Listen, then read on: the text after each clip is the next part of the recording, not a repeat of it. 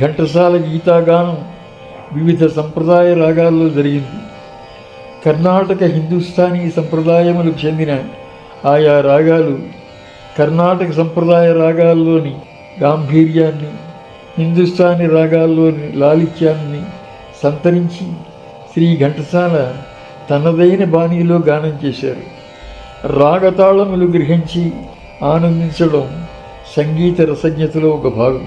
శ్రీ ఘంటసాల గానం చేసిన గీతాగానంలో ఆయా రాగాలను జిజ్ఞాసులకు పరిచయం చెయ్యడమే నా ఈ ప్రయత్నానికి పరమార్థం. ఘంటసాల గానం చేసిన గీతాగానంలోను ఉపయోగించిన రాగాలను అనుసరించి ఆయన గానం చేసిన వివిధ గీతాలను కూడా దీనిలో పొందుపరచడం జరిగింది.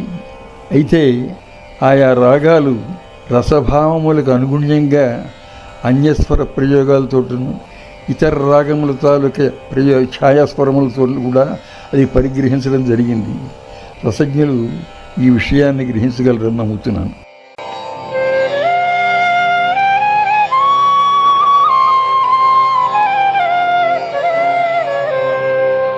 వాసాంసి జీర్ణాని యథా విహాయ నవాని గృహ్ణాతి నరోపరాణి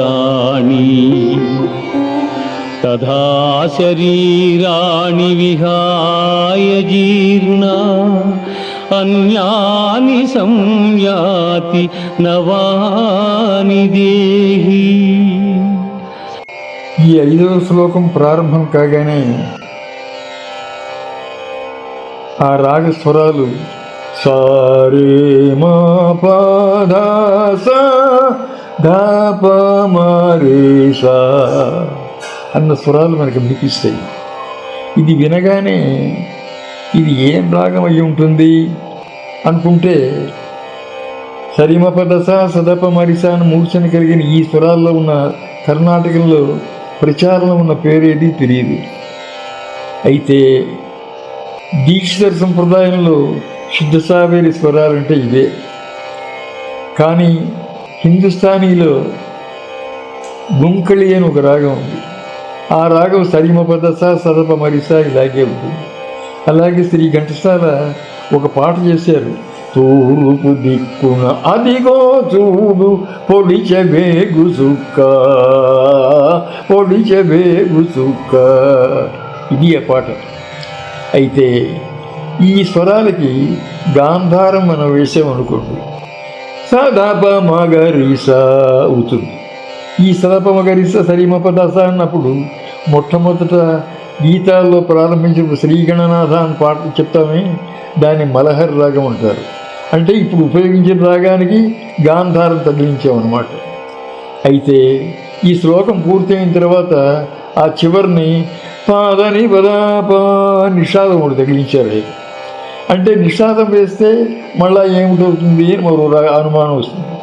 ఈ శ్లోకం తర్వాత మిగిలిన శ్లోకాలు కూడా చదివి వింటున్నప్పుడు నాకు చివరికి అనిపించింది ఏమిటంటే ఆయన ఈ రాగాన్ని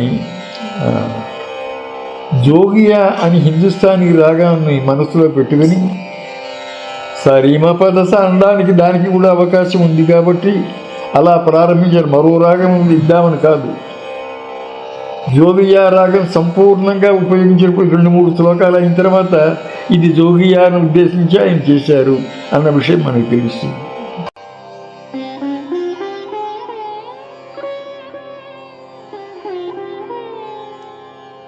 నైనం ఛిందంతి శస్త్రాణి నైనం దహతి పావకః న చైనం క్లేదయంత్యాపో న శోషయతి మారుతః న శోషయతి మారుతః.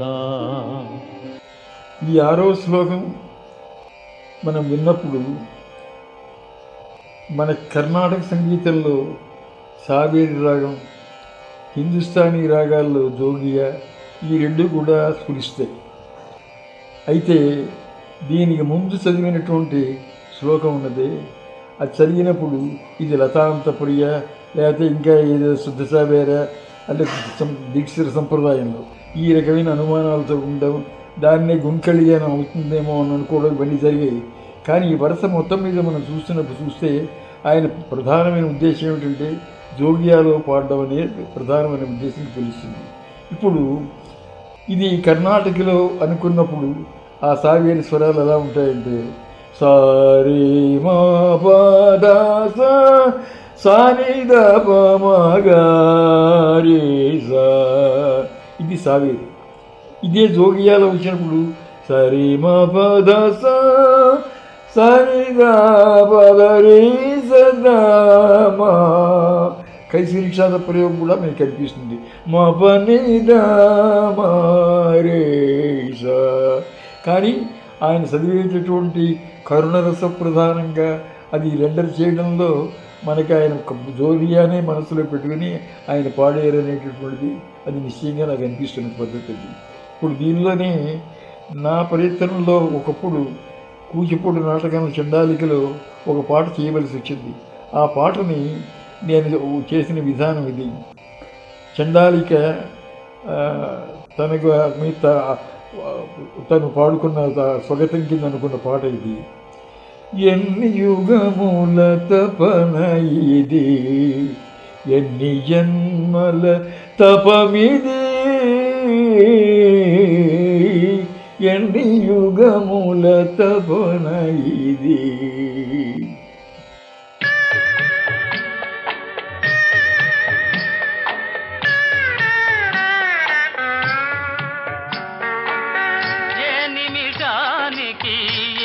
జరుగునో ఎవరు హించెదరు, ఏ నిమిషానికి ఏమి జరుగునో ఎవరు హించెదరు. విధి విధానమును తప్పించుటకై ఎవరు సాహసించెదరు, ఏ నిమిషానికి ఏమి జరుగునో ఎవరు హించెదరు.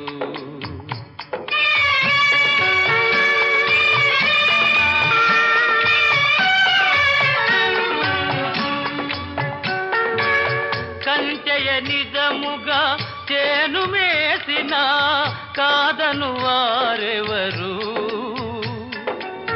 రాజే ఇది శాసనమని పల్కిన ప్రతిఘటించు వారెవరు, ఏ నిమిషానికి ఏమి జరుగునో ఎవరు హించెదరు.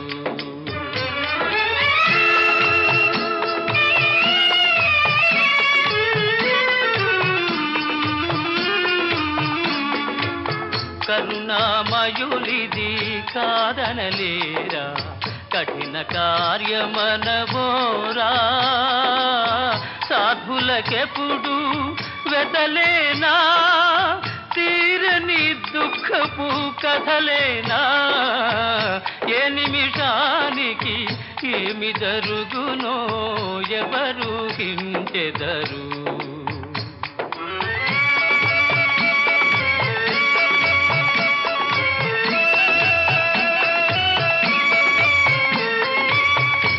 కులమున జనిల్చిన నృపతులు ఈ దారుణము సహించెదరా, విను వీధిని శ్రేణులుగా నిల్చి విడ్డూరముగా చూచెదరా, ఏ నిమిషానికి ఏమి జరుగునో ఎవరు హించెదరు.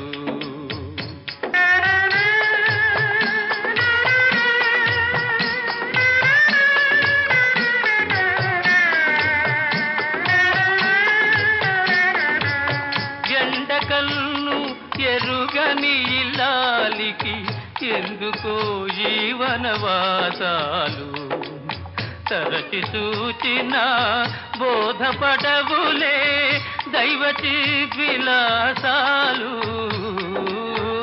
ఏ నిమిషానికి ఏమి జరుగునో ఎవరు హించెదరు.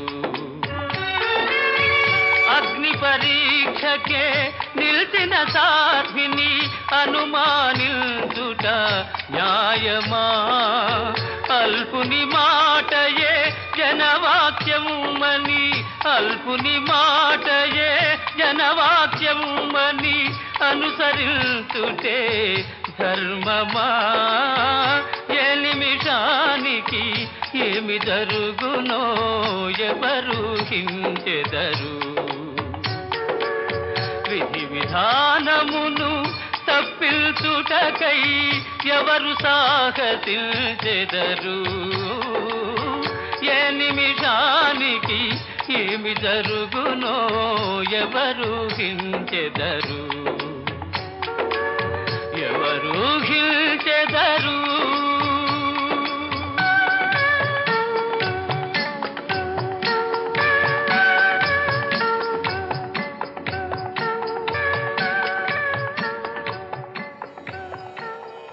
భగవద్గీత మహాభారతము యొక్క సమగ్ర సారాంశము.